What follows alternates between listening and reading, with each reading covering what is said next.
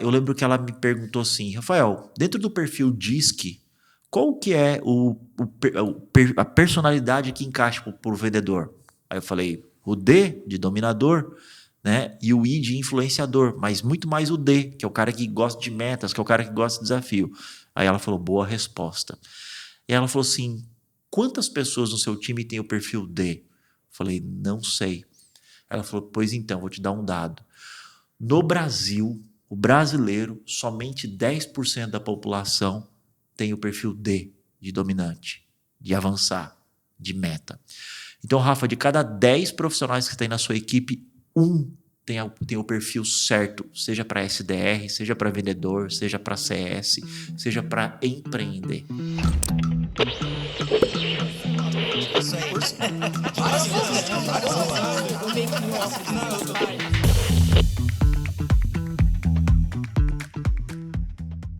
Olá, eu sou o Kaká. Olá, eu sou a Mari. E esse é o Start Growth Talks, o podcast que tem como objetivo ajudar você aí, empreendedor, a chegar mais rápido no próximo nível. E hoje a gente trouxe um assunto aqui que é um assunto que rola muito com as startups aí, que é o outbound estratégico, né? Então, como que é fazer corretamente o outbound estratégico dentro daí da sua startup para você crescer mais rápido, né?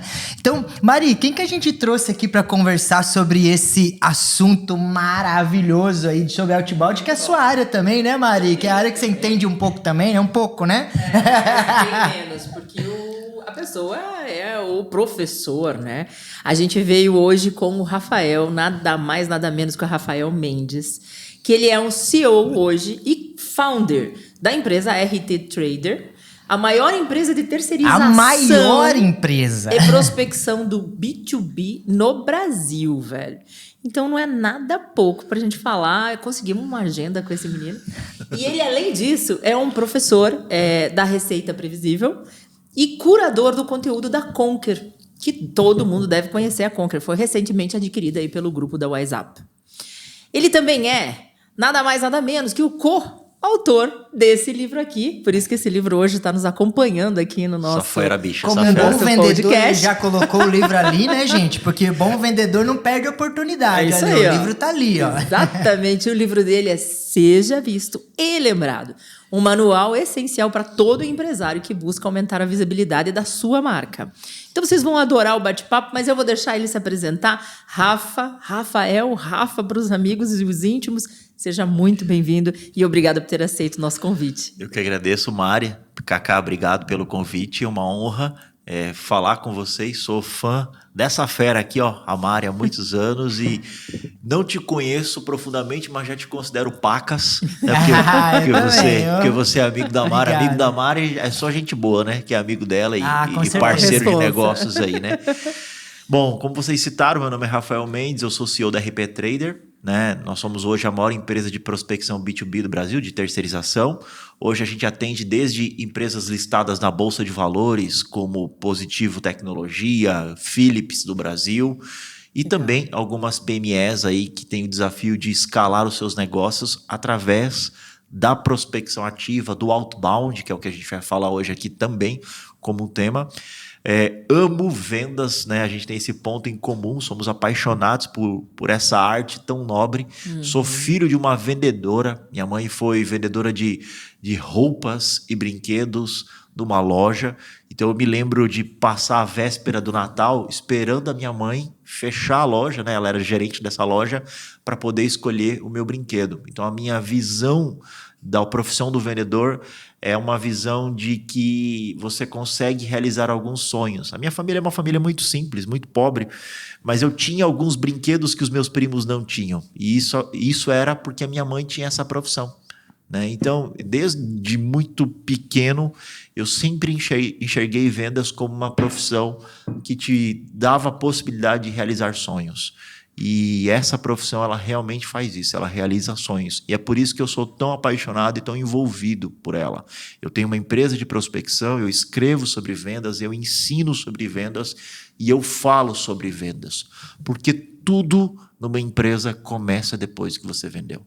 Essa é a máxima. Essa é a máxima. Concordo Então, totalmente. E é um prazer estar aqui com vocês. Obrigada. Obrigada por ter vindo mesmo. Sim. Acho que vamos começar esse assunto já, né, cara? Acho que cara, outbound, né? Acho que vamos começar pela dor de você empreendedor aí, É com o essa calo pergunta do Rafael, de todos. o calo, né? Tipo, cara, o que você vê no outbound? Qual que é a oportunidade que você vê no outbound? E como que as startups devem olhar o outbound? Porque ninguém acredita muito. Então, eu vejo mais gente falando que não dá certo do que dá certo, né? O que você esboça um pouco para nós aí da sua visão, Rafael? E como é que quebrar essa barreira aí? Como é que a gente faz para quebrar essa barreira da outbound, né? Cara, vamos buscar um pouquinho a linha do tempo, né? Para entender um pouquinho sobre outbound, né? Entender um pouquinho sobre esse conceito e como isso pode ser aplicado para a realidade de uma startup. Out, sair, né? In, entrar, né? Então, tudo aquilo que é ativo, que promove algum tipo de saída é outbound. Por exemplo, uma propaganda da televisão é é outbound. Uma estratégia de outdoor é out. Uma estratégia de panfleto é out. Então, eu vou à caça daquele possível cliente. O in, né, o inbound, que você é um gênio do inbound, é diferente. Eu atraio, né? Eu atraio essa pessoa até a mim. Então, eu acho que é importante entender esse contexto, assim. Tudo que é caçado é out. É out. E por que isso se tornou tão popular depois ali de 2014 para frente? E por que a bolha da startup se conecta tanto com essa metodologia de outbound, essa prospecção ativa? Em 2003, existe um grande marco na profissão, né, de vendas. Na verdade, eu gosto de olhar para vendas historicamente com alguns pontos de evolução da nossa profissão. No início do século XX, os grandes capitalistas americanos, né, os grandes donos de fábricas da Ford e afins, eles foram atrás de um especialista que era sobrinho do Freud. Tá? E esse cara, ele é o pai da publicidade e propaganda. E qual que era Nem existia o termo neuromarketing ainda, mas era por aí, né? Nem existia. E qual que era o desafio desses grandes capitalistas? Eles percebiam que as pessoas compravam seus produtos e serviços por necessidade. Por necessidade. Por isso que quando alguém me diz assim, cara, você tem que vender para alguém que tem necessidade. Cara, isso é século XX já. Sim. A gente já está na era de construir a necessidade no subconsciente. Isso aprendi com a Mari já. E nessa época, então, esse cara foi o grande pai da publicidade e propaganda. Então, por exemplo, no início do século XX, as mulheres, por exemplo, não fumavam. Então, fazer com que as atrizes de Hollywood fumassem, você foi construindo aquele hábito para as mulheres consumir. Uma família americana, um Ford T era o suficiente para poder atender às necessidades da família. Então, foi construindo o desejo de compra. Então, durante quase um século, a publicidade e propaganda resolvia o problema de geração de demanda ou déficit de desenvolvimento dos profissionais de vendas. Por quê? Porque se colocava dinheiro, né, absurdo em publicidade e propaganda e construía no subconsciente das pessoas a necessidade de comprar.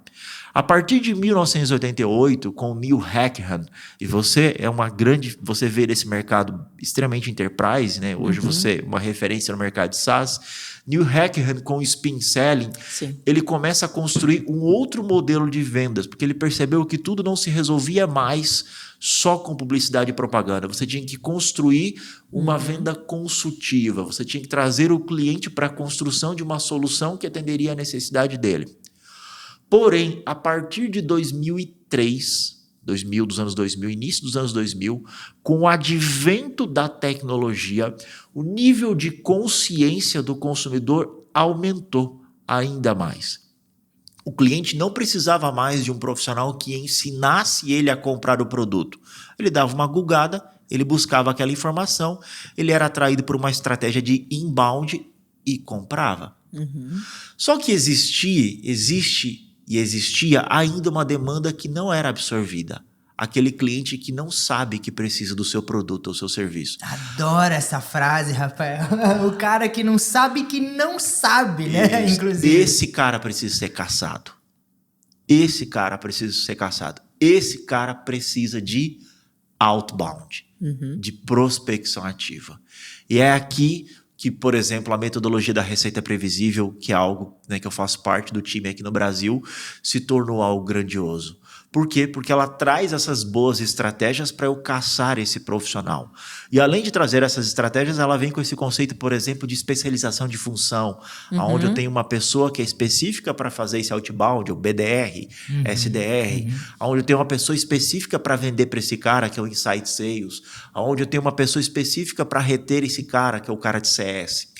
Então, o que é esse outbound e como uma startup pode se aproveitar disso? Bom, existem alguns influenciadores que dizem que você tem que fazer bem feito para depois migrar para o outro. No meu livro, você já viu se lembrado, eu sou contra isso. Eu acho que as coisas elas se completam, elas se complementam. Então eu não demonizo nem o inbound e nem o outbound. Eu acho que elas se complementam e elas valorizam na construção de uma boa marca. Mas vamos olhar para o outbound e como uma startup pode se aproveitar disso.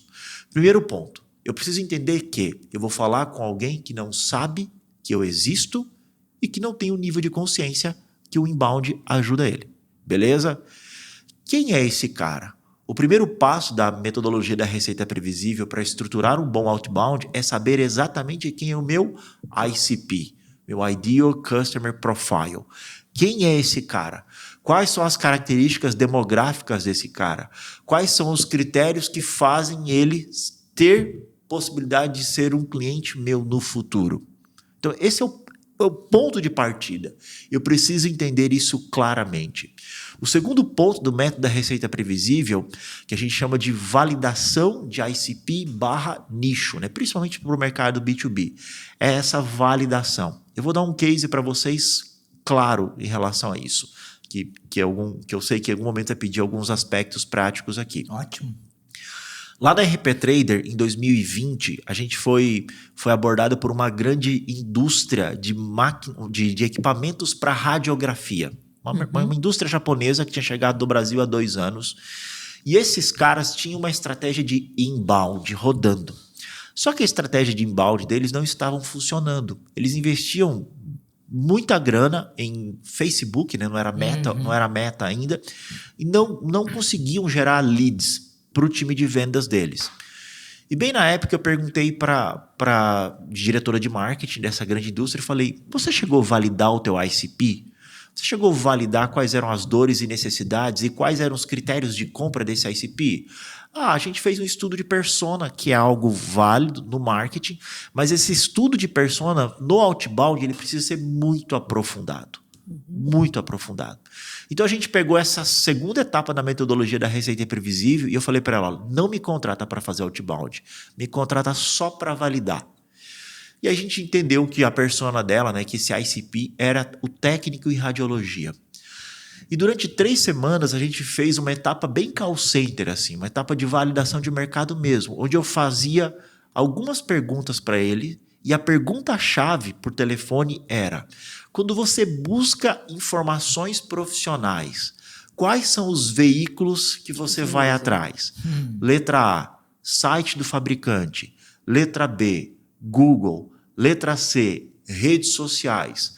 Letra A, B, C, D. Letra D, visitas presenciais. Letra E, outros. Sabe qual foi o canal mais votado? Qual que vocês acham que foi o mais votado? Uma indicação, talvez? Relacionamento com outros? Outros, eu acho. Em primeiro lugar foi site do fabricante. Site. Então olha a importância de você ter uma boa estratégia de blog. Ok? De SEO. O segundo mais votado foi Google. Olha a importância de uma estratégia de ads e também de SEO. E o terceiro foi visitas presenciais, que funcionaria o outbound. Olha só, então eu ligaria para um técnico de radiologia para agendar uma visita de um vendedor ou de um executivo. Em nenhum momento redes sociais foi votado. Você sabe por quê? Quando você entra numa sala de radiologia, qual é a primeira instrução que o técnico te dá? Deixa o telefone aqui fora, porque senão explode a máquina. Entende? Então, fazer outbound, a premissa inicial é entender claramente quem é o meu ICP e validar se essa estratégia É melhor. Por exemplo, esse cara atende um telefone. Não o celular, mas atende um telefone de um hospital ou de uma clínica. Esse cara abre um e-mail de prospecção de outbound, porque ele tem um computador para poder ver os exames ali, as imagens. Mas esse cara não está com o celular nas redes sociais vendo isso. Então, o ponto de partida para uma startup começar no outbound é defina claramente quem é o teu ideal customer profile. E o segundo passo, antes de contratar ferramenta, antes de contratar pessoas, antes de gastar muita grana, é valide isso. Valide isso. Valide. Com a seguinte pergunta: quando você busca informações profissionais, aonde você busca? Muito bom isso você ter colocado, Rafa, porque a gente sempre parte da premissa que tem que testar muito. Isso é um teste, é uma validação e é um teste de venda. Então, quando você define perguntas que você vai fazer para aquele profissional, quando você define o ICP e que você vai atrás dessas respostas, vocês fizeram ligações, né? Essas respostas podem vir de várias maneiras também, de várias origens.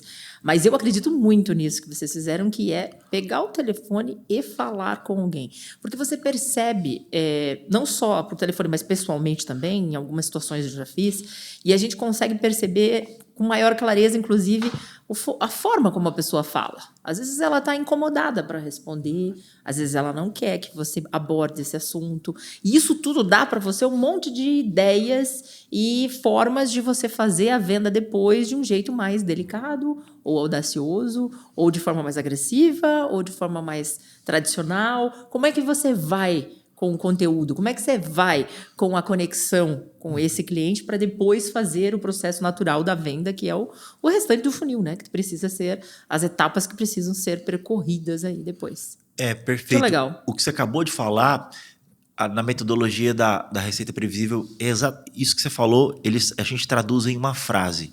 Você refina a sua tese. É refinamento de tese. Mari, você como uma investidora em startups, né, a gente estava conversando aqui em bastidores, hoje essa validação de mercado, essa validação é um dos meus produtos lá na RP Trader. Então, assim, nenhum cliente meu entra na prospecção ativa se eu não valido antes. Assim, não valido mesmo. E eu digo assim com toda a convicção para vocês, mais de 60% dos meus clientes não vão para prospecção ativa. Não vão.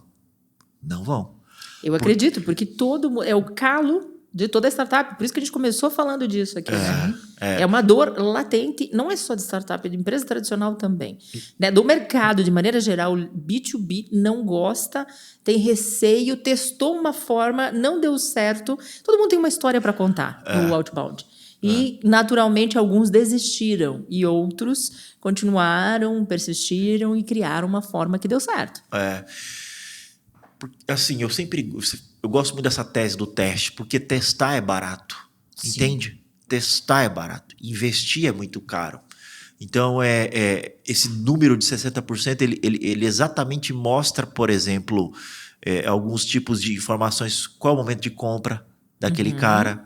O Sean Ellis, que é o pai do Growth Hacker, ele fala assim, que em qualquer pesquisa que você faz, se 40% da audiência que você entrevistou entender que o seu produto é essencial de ter por perto, você está num caminho legal, é um caminho relevante. Agora, se ele só enxerga você, ele chama de bom de ter por perto. Eu vou usar a palavra legal. Pô, legal sua solução. Legalzinho. Cara, você está em maus lençóis, assim. Então, sempre valide. Sabe, sempre valide. E para a audiência que tá nos assistindo aqui, não pense com... O grande erro de qualquer profissional de vendas, que para mim não é um profissional de vendas, é pensar... Eu estava num treinamento esses dias, e aí eu saí, dei um exercício, e eu saí. Eu estava entrando na sala e eu escutei uma aluna falando assim, Deus que me livre, eu não suporto vendedor fazendo essa quantidade de follow-up comigo. E aí eu peguei o microfone e falei assim, é por isso que você não vende. Porque você pensa com a sua cabeça. Entende? Então, quem está assistindo isso, não pense com a sua cabeça. Tipo assim, eu não atendo telefone, eu não gosto de atender telefone. Então tá bom, coloca aí Contrata uma ferramenta de prospecção, contrata um colaborador e mais um processo. Aí eu te digo o que vai sair mais caro. Exato. Né? O teu ego ou o teu dinheiro. Sim. E nisso aí, né, Rafael, tem um monte de coisa errada, né? Que é não tá com a SPI corretamente, né? Não tá... A Mari, inclusive, é defensora de uma ideia aqui que eu peguei para mim emprestado, que é uma vez eu falei aqui até no podcast, né, Mari, sobre vendedor chato, né? Você falou, não existe o vendedor chato, né? Existe o vendedor, muitas vezes, que não tá com o SP certo, que não sabe se comunicar, que não tem a técnica, né? Porque o vendedor é aquele cara que quer ajudar você a resolver um problema. E essa é a visão que vendedores têm que ter, né? Ele tem que conduzir a pessoa a falar a necessidade que ele tem e tentar abordar isso da melhor forma, né? E aí começa, eu não gosto de receber follow-up, pô, esse CP tá errado. Às vezes você tá batendo uma pessoa que não quer comprar, que já te deu sinais que não quer, e você tá lá ainda enchendo o saco dela. Vai para outra. Para de querer bater a meta de ligações, né? E bata a meta de conversão, né? De venda mesmo, né? Que é buscar o cara certo no local certo, né? Sem dúvida. E aí a gente dá um gancho para a gente falar sobre um tema que você explora bem, Rafa, também, que é a espionagem comercial. Ai, adoro isso e fiquei curioso para você contar pra gente sobre espionagem comercial, galera. Espionagem comercial e inteligência competitiva. Você explora isso, inclusive nos seus materiais, enfim, e a gente queria saber como é que você executa isso. Mas antes, me faça um parênteses que é uma curiosidade enorme minha. Quando você fez esse refinamento do ICP, o refinamento desse trabalho todo que você fez aí de outbound com essa empresa, você, Rafael, CEO da RP Trader, que fez com ela, ou você colocou alguém para fazer? Eu coloquei um membro da minha equipe. Mas alguém totalmente controlado, alguém que você acompanhou. Totalmente do controlado. lado e... Eu tenho um gestor, né? O meu gestor acompanhou. Perfeito, e aí a gente pegou esses dados qualitativos e quantitativos e jogamos dentro da tecnologia que a gente teve, que a gente tem. Perfeito. Que dá esses dados para a pessoa. Fechou parênteses, viu? Só como tem como fazer, gente. Tem, claro que tem. Bom, respondendo a pergunta da espionagem comercial. A minha empresa, a RP Trader, ela completou 6 anos de história agora. E durante esses 6 anos eu percebi uma máxima. E aí, vocês que são estudiosos de startup, é muito importante você entender qual que é o propósito da sua empresa. Né? Qual que é o seu propósito que está ligado à sua proposta de valor. A minha proposta de valor lá da RP Trader e a minha proposta de vida, profissionalmente falando, é ajudar as pessoas ou ajudar o meu cliente a vender mais. Ajudar a vender mais. Esse é o propósito. E aí o que eu percebi nesses 6 anos? Eu percebi que as pessoas batiam na nossa porta e buscando prospecção ativa, mas elas não tinham, por exemplo, um produto validado. Elas não sabiam, por exemplo, que perfil de vendedor que elas deveriam contratar. Elas não tinham uma proposta comercial desenhada. Elas não sabiam como contratar um vendedor. Elas não sabiam os preços dos seus concorrentes. Ela não sabia como o seu concorrente se comporta. Essa é a máxima, ok? Essa é a máxima. O empreendedor brasileiro, ele é um apaixonado por aquilo que ele faz, mas ele não sabe vender aquilo que ele faz. E esse é o grande equívoco. E aí o que a gente tem se transformado? A RP Trader, ela é uma empresa de serviço e eu amo trabalhar com serviço. Eu gosto, eu sou um homem de serviço. E aí o que eu percebi? Eu percebi que, baseado na minha proposta de valor, que é ajudar o meu cliente a vender mais, a gente foi construindo um pool de serviços que ajudam ele a vender mais. Então, eu me recordo que em alguns momentos a gente entregava um grande volume de reuniões através da terceirização de prospecção para o meu cliente, e meu cliente dizia, cara, eu não estou vendendo. E a gente perguntava para ele, qual é a qualidade do vendedor que você está colocando para atender essa demanda que eu estou gerando para você? Você não está vendendo por quê? Qual que é o preço do teu concorrente? Qual é o tempo de atendimento do vendedor do seu concorrente? Qual é o tempo de atendimento do seu vendedor? Gente, eu participei de reuniões com vendedores dos meus clientes, bizarro, que o vendedor do cara, na apresentação de proposta para cliente, o cara não ligava nem a câmera. Jesus. Isso é real. Isso é real. Assim, aquele erro brutal que a gente fala, né? Mas esse erro brutal, ele é uma máxima. Entende? Ele é Gente, a gente vive num país com déficit educacional. E esse déficit educacional está na responsabilidade da iniciativa privada. Então as pessoas não sabem quem elas estão colocando ali dentro.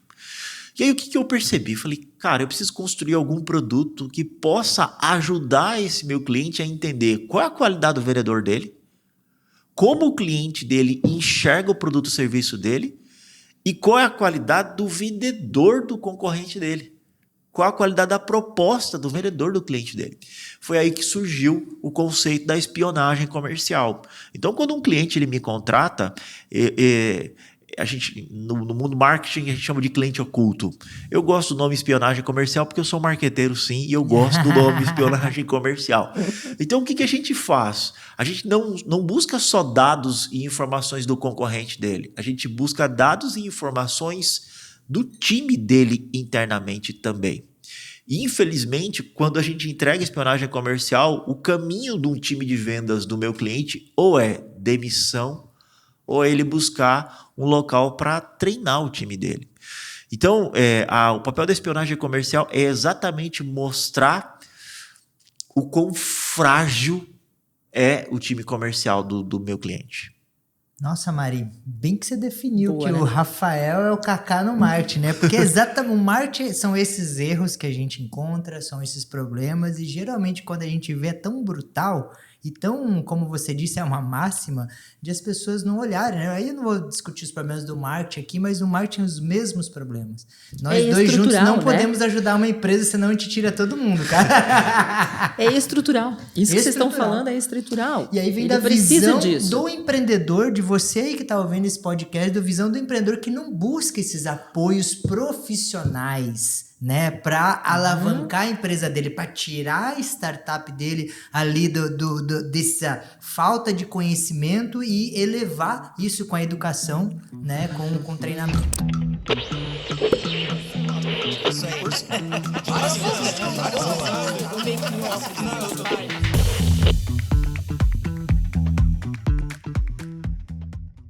Bora falar então de equipe, já que você começou falando em contratar, em vendedor, em tipos, em propostas, né? Exato. Demissão. Eu vejo que as dificuldades às vezes começam, inclusive, na hora de contratar, né? Selecionar, contratar o perfil correto. Principalmente quando você está estruturando, no caso de startup, que é o nosso principal foco aqui, os empreendedores estão iniciando uma estrutura de vendas e vão até testar alguns formatos de prospecção outbound.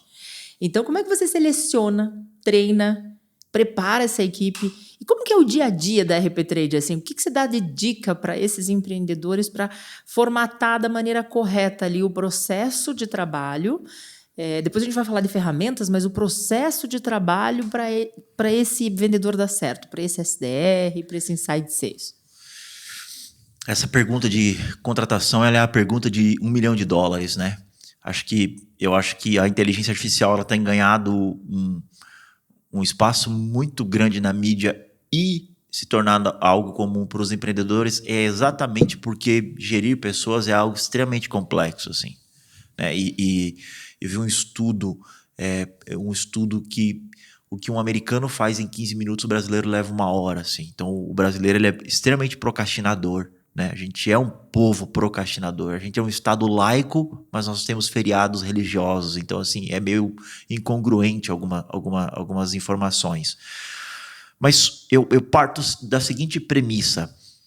Inclusive, a gente estava juntos no Masterboard, sábado, e validou uma informação que eu tinha recebido assim, de uma profissional de RH. Um dia eu desabafando com ela, há uns anos atrás, sobre eu tinha uma máquina de treinamentos dos profissionais da nossa empresa, a gente construiu um pacote de benefícios, mas eu sofria muito com o tempo de retenção das pessoas que ficavam com a gente. E aí eu lembro que ela me perguntou assim, Rafael, dentro do perfil DISC, qual que é a personalidade que encaixa por vendedor? Aí eu falei, o D de dominador, né? E o I de influenciador, mas muito mais o D, que é o cara que gosta de metas, que é o cara que gosta de desafio. Aí ela falou, boa resposta. E ela falou assim, quantas pessoas no seu time tem o perfil D? Eu falei, não sei. Ela falou, pois então, vou te dar um dado. No Brasil, o brasileiro, somente 10% da população tem o perfil D, de dominante, de avançar, de meta. Então, Rafa, de cada 10 profissionais que tem na sua equipe, um tem o perfil certo, seja para SDR, seja para vendedor, seja para CS, seja para empreender. E isso mexeu muito comigo, assim, mexeu muito comigo. A gente viu sábado... Como é que faz, né? A gente viu sábado lá, um outro cara trouxe um outro dado, tá 9 ponto algum % do perfil D, um pouquinho menos ainda. Então isso mexeu muito comigo, sabe? Contratar pessoas é realmente uma arte, entende? É uma ciência, assim. Ela é uma ciência e que exige muito tempo mesmo, assim. Então eu sempre parto da premissa de que uma empresa ela tem que ter 2 funis. O funil de vendas, que vai gerar vendas o tempo inteiro, e o funil de contratação. Independente se você está contratando ou não, o teu processo seletivo precisa sempre estar aberto. Eu estava falando para vocês que eu fui gerente comercial há muitos anos atrás da Central Server, e eu me lembro uma vez que o Juliano, que é o CEO da Central Server, ele não tinha essa informação desse dado do perfil D, mas eu lembro que ele falou para mim assim, eu tinha lá 32 vendedores mais ou menos, e vendedores / SDR, e ele falou assim, Rafa, como é que está o processo seletivo? Aí eu olhei e falei, não precisa de processo seletivo, a equipe está montada, a gente está vendendo e tal. Mantenha o processo seletivo aberto. Mas não faz sentido, eu vou perder tempo com isso. Aí ele falou, cara, processo seletivo aberto, cara, é uma bênção para nós. Por quê? Porque você pode encontrar alguém talentoso que está procurando emprego, você pode encontrar alguém que pode substituir alguém na sua equipe que não está performando, você pode contratar alguém, pode entrevistar alguém que um dia pode ser nosso cliente. E o quarto pilar é, quando você mantém o processo seletivo sempre aberto, para o mercado é que você está crescendo, é um sinal que você está crescendo. É uma estratégia de marketing, você está crescendo. Então, eu acho que o ponto de partida para saber contratar é tenha um funil de contratação sempre aberto. Eu saí de casa aos 18 anos, né? Eu saí da casa da minha mãe com 18 anos de idade. E eu lembro que uma dica que a minha mãe deu foi, meu filho, nunca vá no supermercado de barriga vazia, porque senão você compra demais. E eu levo isso para a minha vida na parte de contratação. Nunca contrate porque você precisa contratar. Entende? Tenha esse funil de contratação sempre aberto. Porque, cara, você pode ter uma possibilidade de contratar alguém muito talentoso para repor a vaga de alguém. E utilize essa parte de ferramental para mapear essa persona do D ou do I, de influenciador, cara, para saber que tipo de gente você vai colocar ali dentro. Então, acho que esse é um bom ponto de partida. Manter o processo seletivo sempre aberto, sempre aberto. E utilize essa parte de ferramental e profissionais para te ajudar a fazer isso. Agora, sobre a evolução desse profissional, seja um SDR que faz prospecção ou um vendedor. Eu aprendi, eu falei isso também lá no Masterboard, eu aprendi que uma empresa você tem que ter mentalidade de franquia. Independente se você é um SaaS ou se você é uma empresa de serviço. O que é mentalidade de franquia? Tudo tem que ter manual e tudo tem que ter vídeo para as pessoas replicarem aquilo. A RP Trader nunca teria dado certo se não fosse um CEO professor. Então, tudo que um SDR faz, ele não faz porque ele faz do jeito dele. Ele faz porque tem um manual. Ele faz porque tem um vídeo que ensinou aquilo que ele tem que fazer. Então, eu gosto de pensar que para você ter um bom profissional de vendas performando dentro da sua empresa, você precisa ter esse funil de contratação, essa análise de personalidade e ter essa cabeça de franquia. Quem que é, na opinião de vocês, qual é o melhor vendedor de qualquer empresa? O que vende. E você? Que bate meta. Que bate meta, né? O melhor vendedor? Cara, eu diria que todos têm que ser vendedores dentro da empresa. Mas o melhor.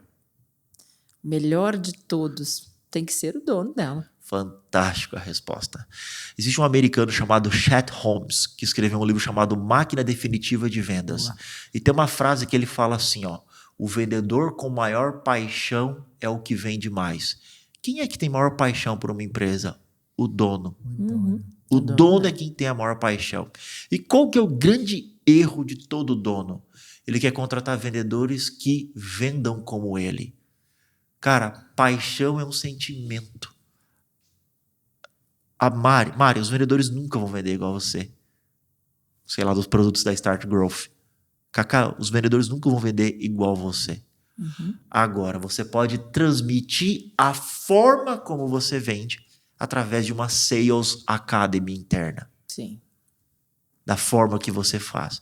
E é importante, né? Um parênteses do que você está falando, Rafa, é assim, importante citar é que o manual, ele não substitui a forma como você se expressa. Sim. A forma como você vende. O manual, ele te dá o caminho, ele te dá a regra, ele te dá especificidade do próprio ICP que a gente estava falando. Sim. Ele te dá um atalho. E aí você precisa usar esse conteúdo, esse manual, essas instruções da empresa, porque ela já testou. Claro. Então ela já sabe que aquilo funciona. Claro. Vai encurtar a sua demanda de treinamento, desenvolvimento, e você vai vender mais. Então o vendedor sabe disso e que tem consciência desse processo todo, segue, mas não deixa de ser natural. Então não é aquela coisa robotizada. É você mesmo, vendendo do seu jeito, do jeito que você fala, do jeito que você interage, mas usando o padrão que foi criado pela empresa. Claro. Entra dentro de uma loja da Boticário para você ver. Seja aqui em Curitiba ou em Belém do Pará. Tem as particularidades do indivíduo, que é o que você citou. Mas a roupa é igual. O corte de cabelo é muito similar. A maneira como conduz a experiência do cliente dentro da loja é similar. Entra numa loja da Localiza para alugar um carro, para você ver. Então eu acredito muito nessa questão de, a gente chama de playbook. Sim. Que é um nome bonito. Mas pense com cabeça de franquia. Tudo você coloca processo. Você coloca um playbook, você coloca um modelo. E as pessoas replicam aquilo através das particularidades, que é isso que faz a beleza do jogo. Então, paixão, eu não tenho como fazer... Vocês não têm como fazer eu me apaixonar pela Start Growth. Não tem como. Agora, vocês podem me ensinar a vender os produtos da Start Growth dentro das minhas características. E, Rafael, como é que você faz isso? Por exemplo, a gente fala com muitos empreendedores aqui de startups, né? E a gente vê essa deficiência em vendas, né? E a gente sabe muitas vezes que essa startup não tem um sócio comercial, está contratando um head, está buscando alguém. Ou seja, se o empreendedor não é bom em vendas, né? Muitas vezes pode acontecer isso. Ele pode terceirizar esse método, né? Ele pode ter essa Sales Academy que você comentou, inclusive, baseado numa outra empresa que construiu algo para ele também. Isso funciona? E como controla isso, né? Até me fala sobre se isso funciona e como que é o controle disso, né, dentro da empresa, para que siga esse método de franquia, por exemplo, que você está trazendo, que eu acho que é a melhor definição e explicação, né, de você ir num McDonald's, por exemplo, vamos falar aqui, né, e sempre é igual. Em qualquer sempre lugar é o do mesmo, mundo. de qualquer lugar do mundo, né, exceto na Índia que tem vegetariano para mim. Aqui no Brasil não tem, mas, né, tem essas particularidades, né? Me fala um pouquinho sobre isso, para ajudar esses empreendedores aí nessa visão de estou começando uma startup, né? Estou começando a precisar de vendas ali, não sei vender, e aí? Cara, eu acho impossível, assim, desculpa falar, eu acho impossível uma empresa dar certo se os seus sócios ou o indivíduo não saber vender, assim. Eu acho impossível, porque a gente vende o tempo inteiro, a gente não só vende produtos e serviços, né? Em sala de aula existe uma tríade lá, mas existe uma sequência que a gente fala na Conquer. Você vende você mesmo, você vende ideias, você vende projetos, você se vende para conquistar alguém. Então, essa é a habilidade fundamental para quem está dentro de um sistema econômico capitalista, que é o qual o Brasil vive e qual, sei lá, 99% dos países do mundo vivem. Então, eu acho que o grande equívoco de um empreendedor é entender que, mesmo terceirizando, seja a geração de demanda por marketing, a geração de prospecção, terceirizando um vendedor, eu não vejo, e aí eu sou defensor de terceirização de algumas coisas. Sou defensor porque eu vivo disso, mas assim, parta da premissa que você precisa entender sobre vendas. Você precisa viver isso. Você precisa, independente de terceirizar ou não. E eu vou além, vendas e marketing, ok? Concordo Porque são totalmente. ciências que são ciências irmãs e não inimigas, né? Então essa premissa, assim, essa é a dica fundamental. Agora vamos falar sobre indicadores, tá? E aí como a tecnologia pode ajudar nisso. Eu sou formado em TI, mesmo não gostando de TI, de bits e bytes, assim, eu sou formado nisso. Eu me formei em 2010 e eu lembro de uma frase do professor Leonel, de banco de dados. Ele dizia uma frase, olha como eu tô velho. O professor Leonel falava assim, ó, nunca se informatize, olha isso, informatize uma empresa onde os processos são desorganizados, porque senão a informatização será desorganizada do mesmo jeito. Então eu sempre parto da premissa que tudo começa com um bom processo. Com um bom processo. E esse bom processo vai fazer com que a minha tecnologia seja uma boa tecnologia. E essa minha boa tecnologia vai fazer com que os meus indicadores sejam indicadores fidedignos. Eles possam trazer aquilo que realmente preciso. Mas vamos falar um pouquinho sobre metas. Vamos falar sobre indicadores. E eu queria fazer uma pergunta para vocês. Qual é o indicador mais importante em vendas, na opinião de vocês? Esse menino é muito vendedor. Tem um podcast gravando, ele vem perguntar umas coisas pra gente, como, né, em sala de aula. Qual é a pergunta, Rafa? O indicador mais importante em vendas, na opinião de vocês? O mais importante pra mim? É difícil, porque a atração de cliente é importante... o funil, de maneira geral, é importante para mim, eu acho. Eu diria ele inteiro, com todas as suas taxas, início, meio, fim. Pode ser assim, não? Então, vou melhorar. Qual é o indicador mais importante para se mensurar de um vendedor? Ah, sim. Aí é a definição da meta. O ponto é que as pessoas não definem uma meta baseada num método... tem métodos para criar uma meta de um vendedor. Tá. Então, ele bateu a meta ou não, ele superou a meta, isso é um indicador muito plausível de se olhar todos os meses. Mas como se definiu a meta dele? Legal. Como se define a meta dele? Tá, calma. Você está me dizendo que, na sua opinião, o indicador mais importante é número de vendas. Sim. Beleza? E você? Putz, com a cabeça de marketing, para mim o mais importante é o custo de aquisição, CAC e LTV. Tá, mas olha para o vendedor. Esquece do marketing. Para o vendedor... Para mim, o cara tem que vender. O vendedor tem que vender, tem que bater meta, né? Tem que fazer ROI, gente. Tem que dar retorno.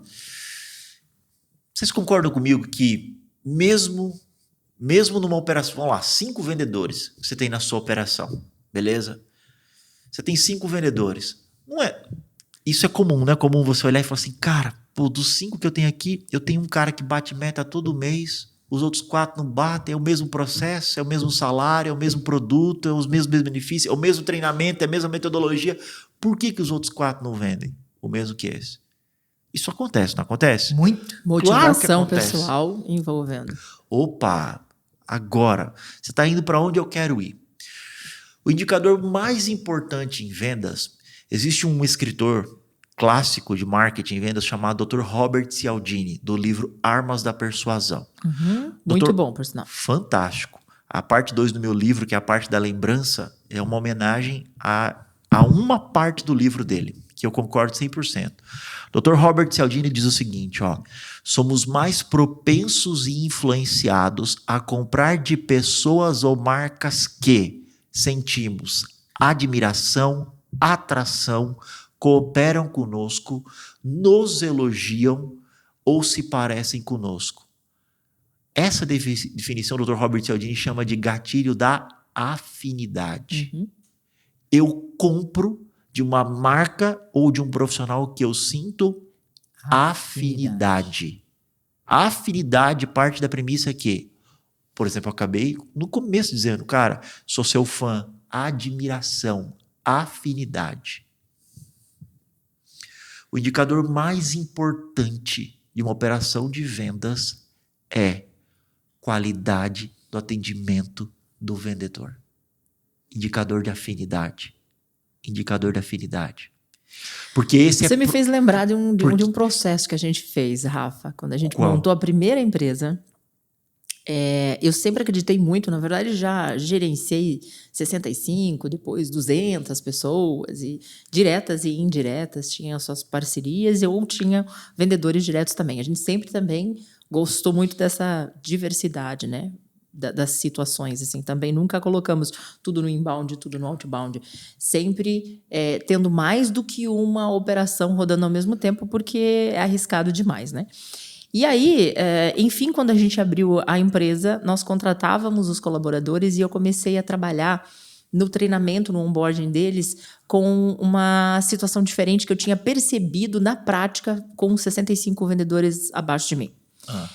Na empresa tradicional, eu percebia que esses vendedores, eles trabalhavam por algo pessoal.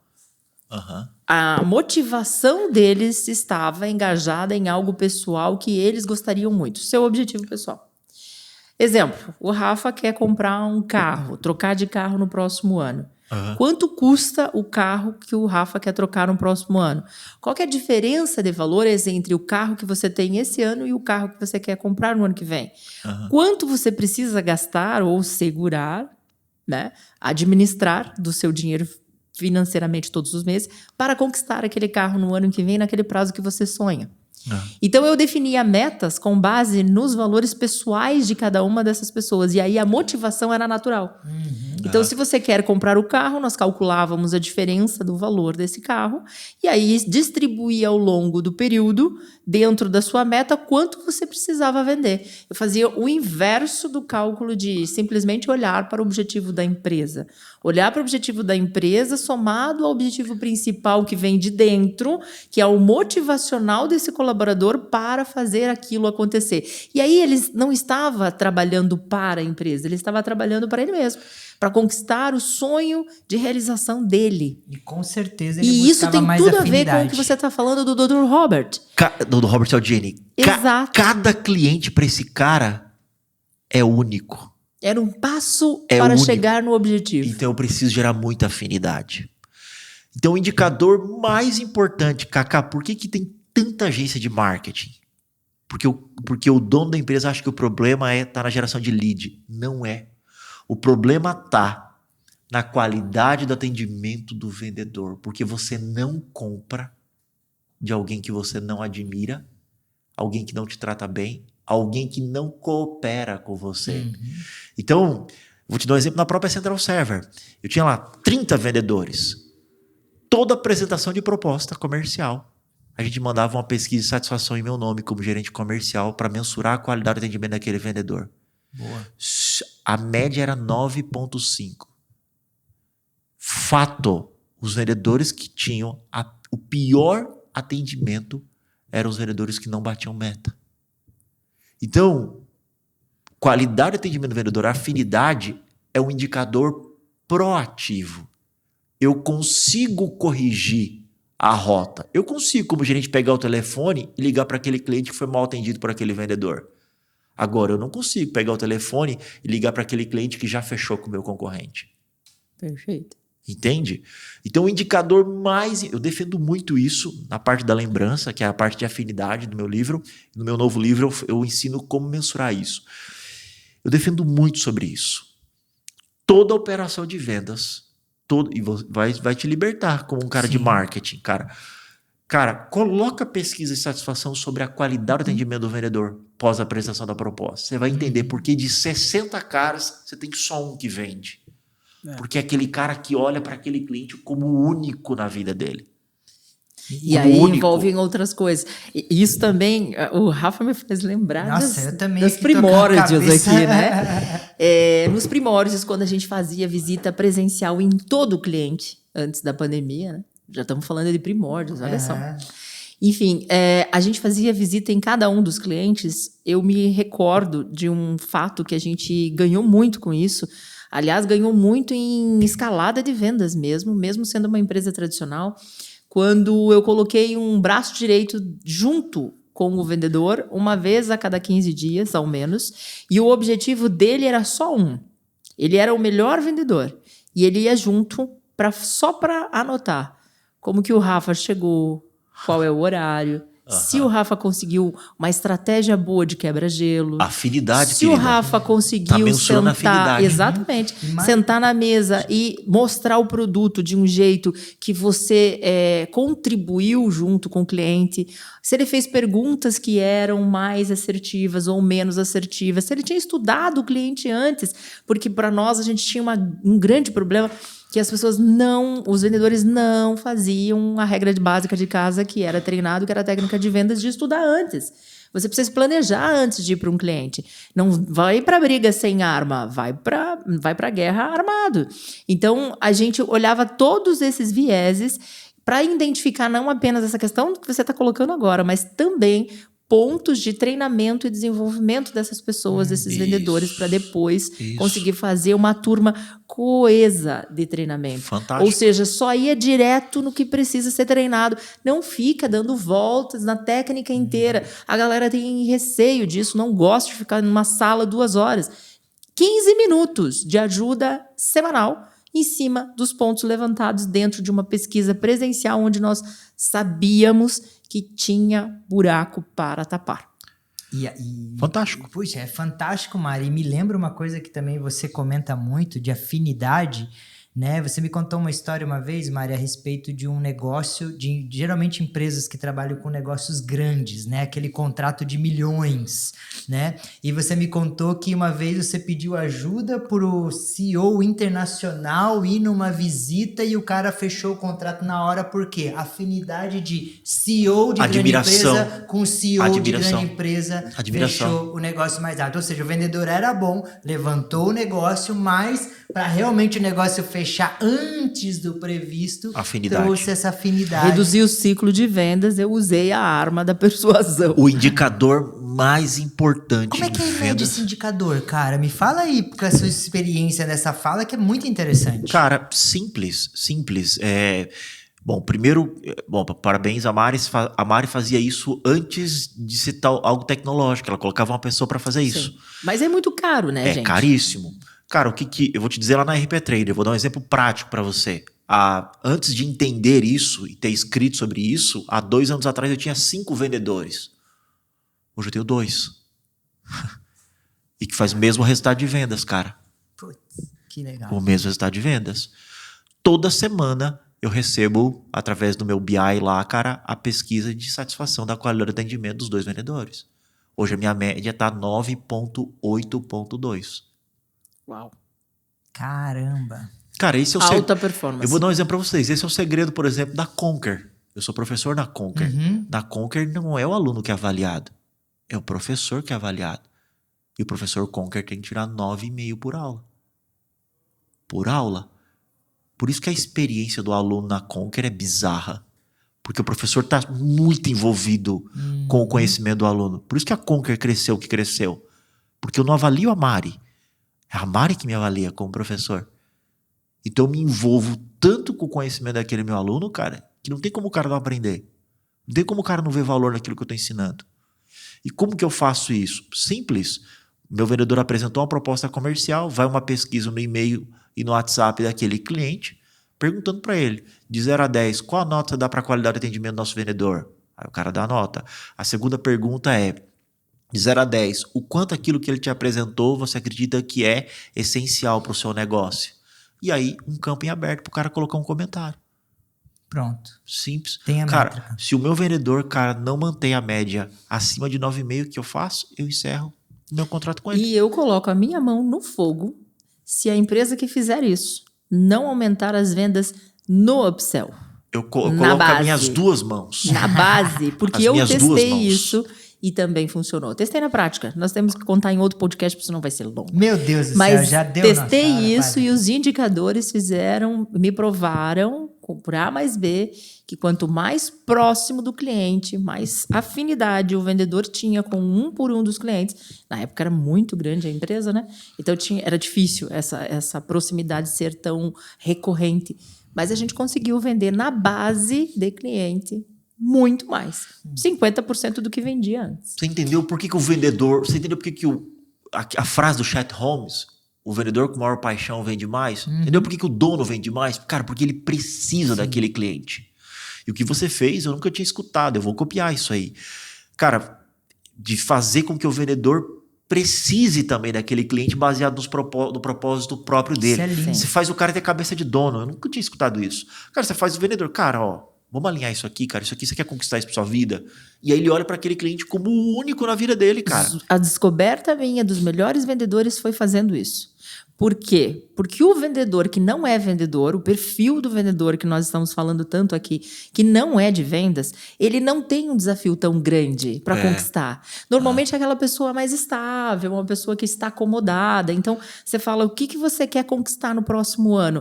Ele não tem um carro ou uma casa para conquistar. Ele fala, cara, não sei, se eu conhecesse, se eu me adaptasse, se o meu emprego aqui permanecer, eu tô bem. Mantenha o seu funil de contratação aberto. Sim. Porque logo você vai perdê-lo, porque ou você vai perder ou você vai retirar ele da equipe porque ele não vai dar conta do desafio que você está pondo para ele. Então você sabe que você não pode exigir muito dele, porque o sonho dele é pequeno. Se o cara que sonha pequeno, a conquista vai ser pequena também, vai ser proporcional. Sempre proporcional. Então, os grandes vendedores, nas descobertas dos grandes vendedores, para mim, foi fazendo isso. Quando a gente chegava para planejar, ele dizia, Mari, eu preciso comprar minha casa. Eu não aguento mais morar com a minha sogra. É um sonho do cara. Mas posso dar um insight aqui? Em complemento com isso, né? Cara, meu vendedor tá tirando uma nota abaixo de 9,5. Cara, manda esse cara embora, eu gosto dele, manda esse cara embora. Não, desenvolva esse cara. Claro. Como? Comprando meu livro. Na parte 2 do meu livro, ele é um manual prático para ajudar no desenvolvimento desse cara. Existem ações aqui, cara, que pode ajudar no desenvolvimento técnico. Você fez um plano, um planejamento de desenvolvimento? Tem várias técnicas que o cara pode utilizar para desenvolver ele, que é na parte da lembrança. E tudo isso que a gente está falando, Rafael, para a gente fazer a última pergunta aqui, porque esse nosso tempo já estourou, mas o papo é muito bom sobre vendas, a gente ama, né?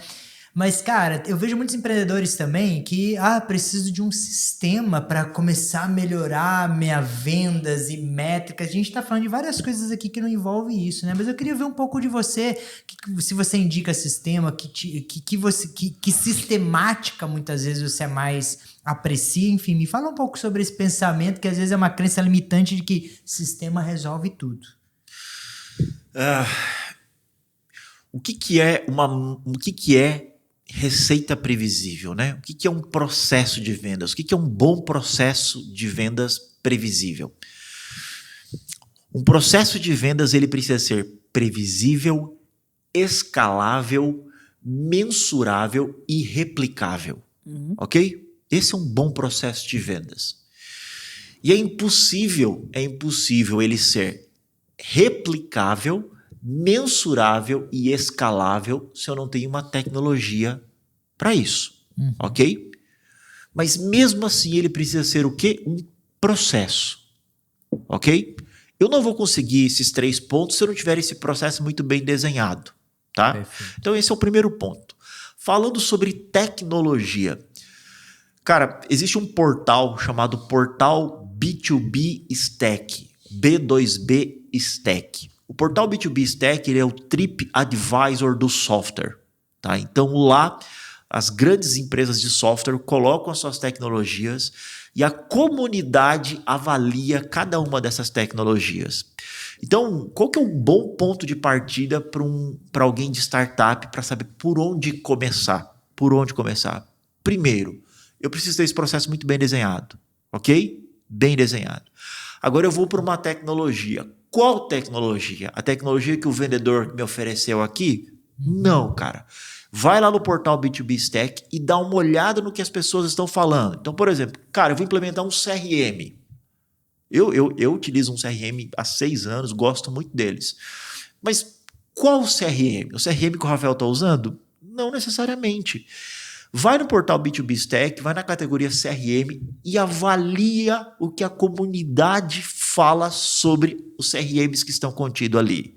Pô, vou contratar uma ferramenta de Sales Engagement, engajamento de lead. Cara, vou contratar o RD Station? Não. Vai lá no portal B2B Stack e veja o que a comunidade está falando sobre aquela ferramenta ou sobre outras ferramentas.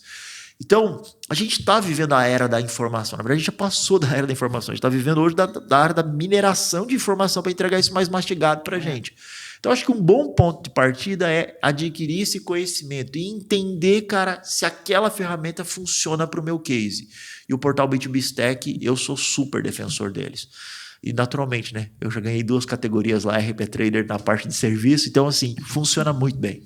Legal. Muito bem, tá bom? Legal. Boa. Um bom início aí, né? Mas que pena que a gente tá indo pro final, né? Sim. Então, vamos começar com umas perguntas, Mari? Com aquelas Bora. perguntas mágicas para pegar o Rafael aqui e ver o que ele indica, então... Pô, mas vamos pedir para ele referenciar um livro.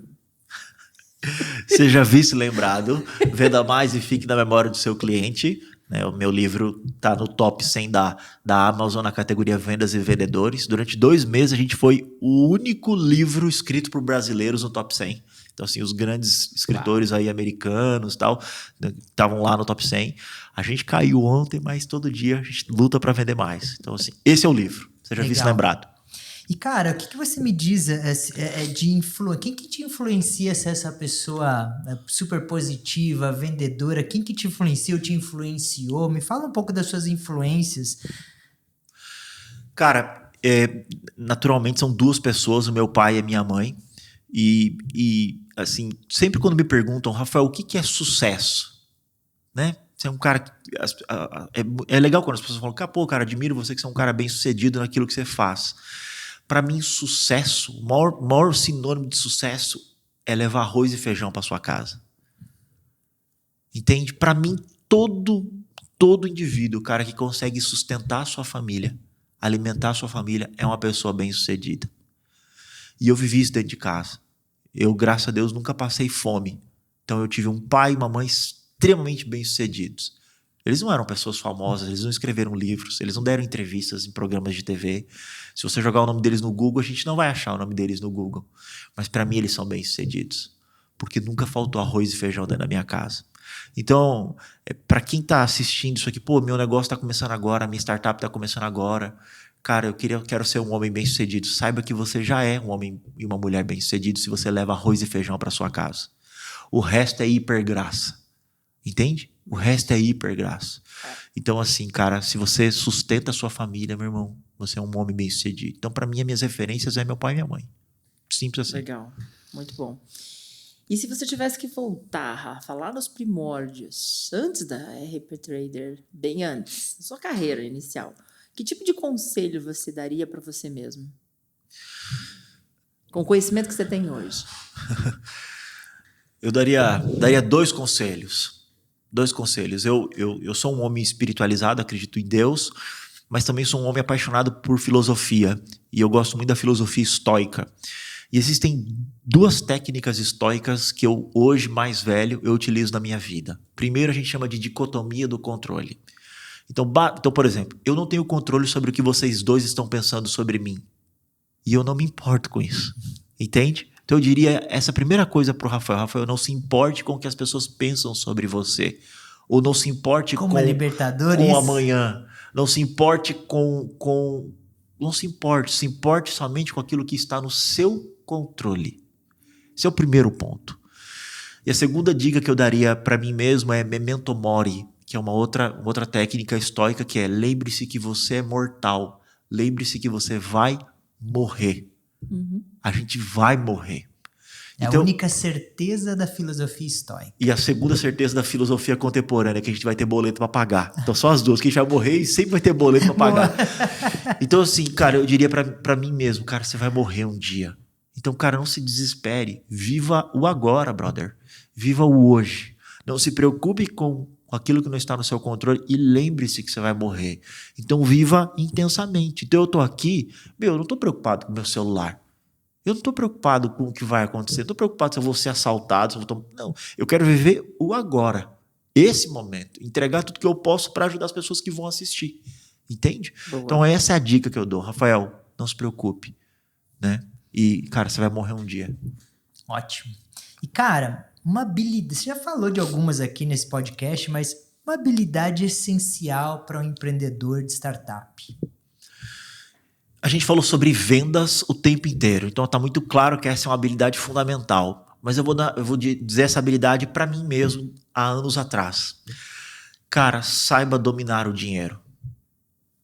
Saiba dominar sobre o dinheiro. Independente se você ganha pouco ou se você ganha muito. Estude o dinheiro. Estude a ciência que está por trás do dinheiro. Casamentos são encerrados por falta de dinheiro ou por excesso de dinheiro. Entende? Negócios morrem por falta de administração de dinheiro. Filhos matam pais por adiantamento de herança. Então, você tem uma habilidade que eu aprendi e que eu estudo muito isso na minha vida hoje, é o dinheiro, sabe?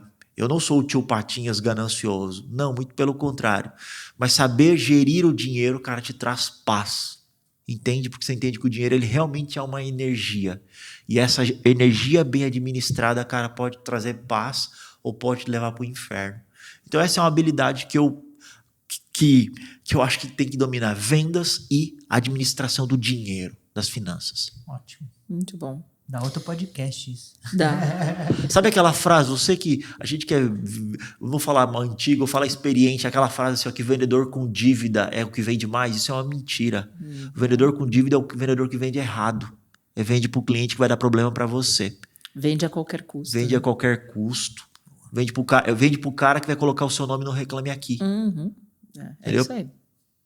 E networking? Você é um cara que não é quase bem relacionado, né? Então, fazer uma pergunta dessa pro Rafael é meio... Tem um capítulo no meu livro que fala sobre networking. Ah, boa! Você sabe que eu gosto... Eu não sou um homem tão forte de networking. Eu sei usar o meu networking. Eu sei usar o meu network. O meu sócio é o cara que criou o capítulo que fala sobre network, o Mamá Brito. Ele é muito bom em network. Eu acho que network, ele realmente é fundamental. Ele é fundamental. Mas eu vou dizer qual é a minha visão de networking.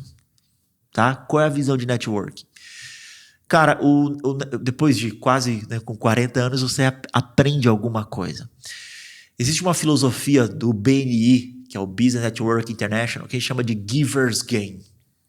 Dar para receber. A construção de um bom networking é, cara, o que você está oferecendo para as pessoas? E eu não estou falando só de dinheiro, de conhecimento, de um relacionamento sincero, um relacionamento verdadeiro. Sabe, o brasileiro está cansado de receber mentiras. Então eu entendo que a construção de um bom network, ele parte da premissa do seguinte: Giver's Gain. O que eu posso te dar, sabe, de maneira genuína, para manter um relacionamento longo prazo? A gente é amigo há anos, né? Eu te conheço aí há 6 anos, o tempo da minha empresa. Toda vez que a gente se encontra, é um relacionamento de troca. Sempre. Entende? Um relacionamento de troca. Então isso gera algo genuíno. Eu sei que, por exemplo, vamos imaginar que aconteça uma catástrofe. Sei lá, eu perca os meus negócios. Eu sei que se eu pegar o telefone e te ligar e falar assim, cara, eu preciso de um emprego, você pode me ajudar? Você vai me ajudar. Emprego, não. A gente vai montar uma empresa junto. Porque esse cara é uma figura ilustre da área de empreendimento. E vice-versa. Nós vamos montar a melhor startup que tem aí. Amém.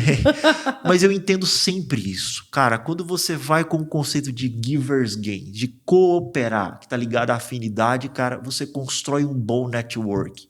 Mas tem que ser intencional também. Quando eu digo intencional, não é ser interesseiro. É saber, cara, quais são as peças do quebra-cabeça que você está mexendo. É o genuíno que você falou. Mas também tem que tá ligado, tem muita gente interesseira também.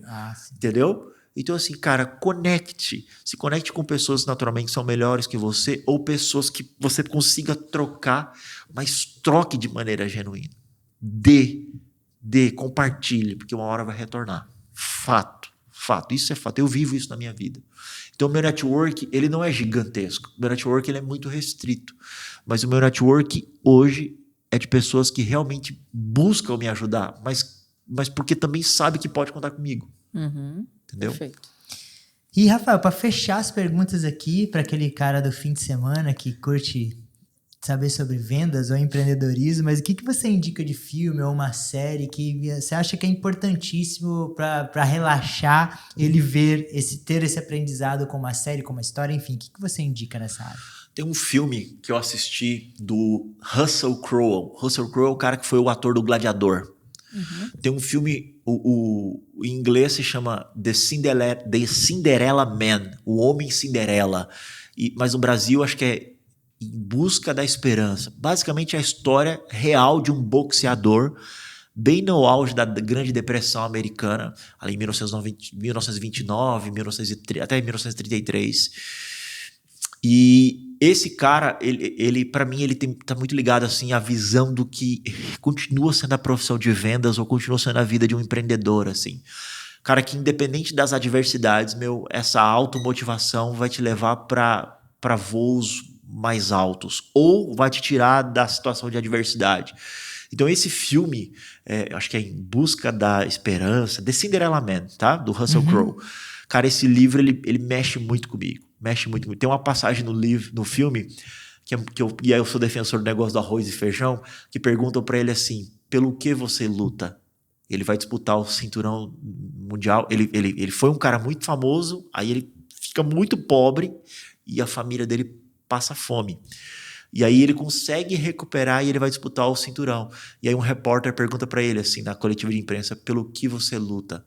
Porque ele fala que agora ele luta pelos motivos certos. E aí ele fala, fighting for milk. Eu luto pelo leite. Entende? Então a motivação dele é real hoje. Então ele luta para alimentar a família dele. Então esse livro mexe muito comigo. Gosto muito desse filme, perdão. Caramba, que papo massa, né? Dá pra ficar aqui o dia inteiro, né? Dá.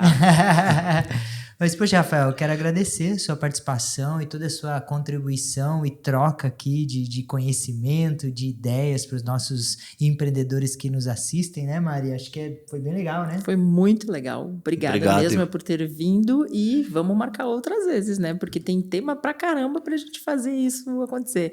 E a galera também, empreendedores por aí, conhecem bastante o Rafael, talvez até pela Conquer, mas e outros canais, né? Diretamente dos eventos, a gente sempre tá juntos. E prazerzaço ter você aqui. Prazer é meu, obrigado pelo espaço, tamo junto sempre. Obrigado, gente, valeu. E é isso aí, empreendedores. Se você curtiu esse conteúdo, se você achou que falta alguma coisa ou tem alguma dúvida, manda pra gente. Escreve aqui embaixo onde você tá vendo esse vídeo ou procura a gente aí nas mídias sociais e manda sua dúvida pra nós, pro Rafael. Bora trocar. E é muito importante pra nós um feedback seu também. Esse conteúdo tá sendo relevante aí pra sua startup, pro seu negócio, porque o nosso conteúdo aqui a gente prepara pra ajudar você a alcançar mais rápido o próximo nível. Então, obrigado por mais uma vez por estar aqui com a gente e até a próxima. Tchau, até a próxima.